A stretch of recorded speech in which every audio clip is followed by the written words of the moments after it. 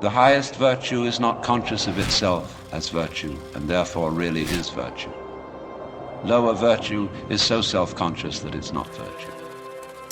In other words, when you breathe,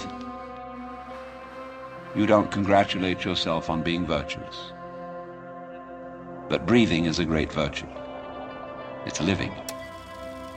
When you come out with beautiful eyes, blue or brown or green as the case may be, you don't congratulate yourself for having grown one of the most fabulous jewels on earth.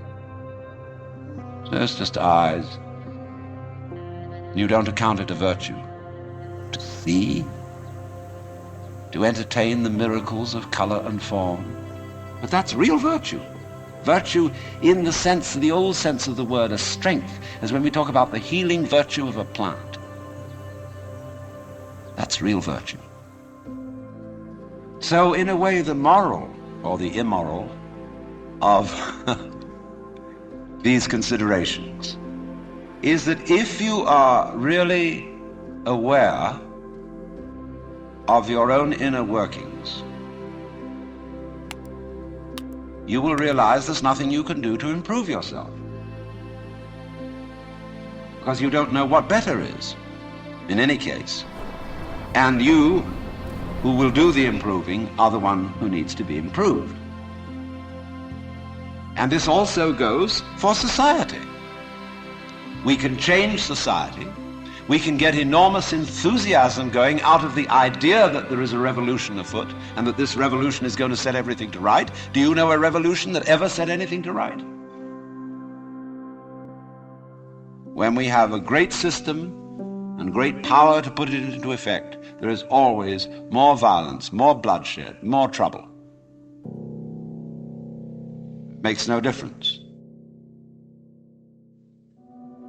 So, what instead, therefore, if we see that you can't outwit yourself, you can't be unself-conscious on purpose, you can't be designedly spontaneous,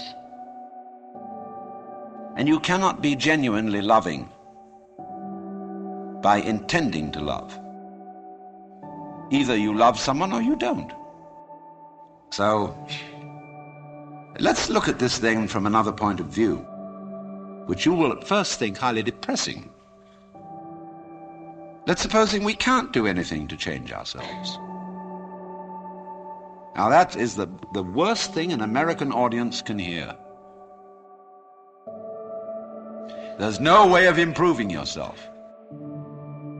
Because every kind of culture in this country is dedicated to self-improvement.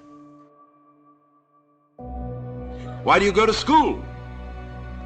There's only one reason for going to school, and that is that somebody's got something here, whether it's a professor or a library, that you want to find out.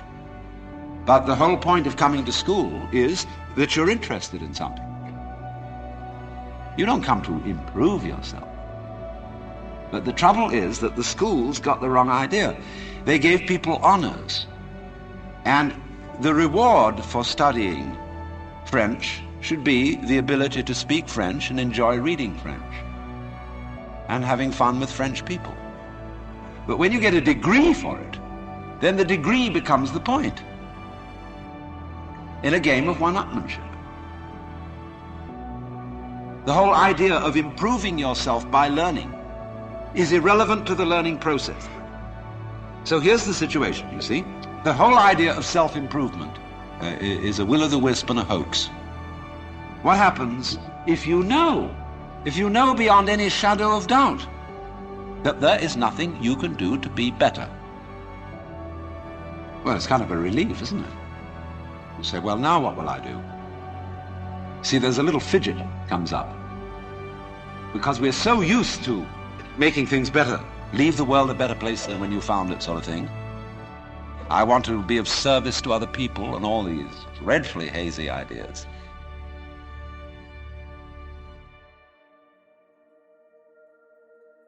But supposing instead of that, seeing that there isn't really anything we can do to improve ourselves or to improve the world, if we realize that that is so, it gives us a breather in the course of which we may simply watch what is going on. Watch what happens. Nobody ever does this, you know. And therefore, it sounds terribly simple. It sounds so simple that it looks as if it isn't worth doing. Have you ever just watched? Watch what's happening and watch what you are doing by way of reaction to it. Just watch it happen. And don't be in a hurry to think you know what it is.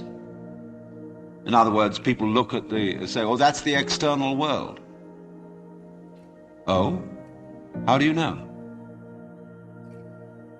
The whole thing, from a neurological point of view, is a happening in your head. That you think there is something outside the skull is a notion in your nervous system. You think this is the material world. Well, that's somebody's philosophical idea. Or maybe you think it's spiritual. That too is somebody's philosophical idea. This real world is not spiritual. It is not material. The real world is simply... So, could we look at things in that way? Without, as it were, fixing labels and names and gradations and judgments on everything?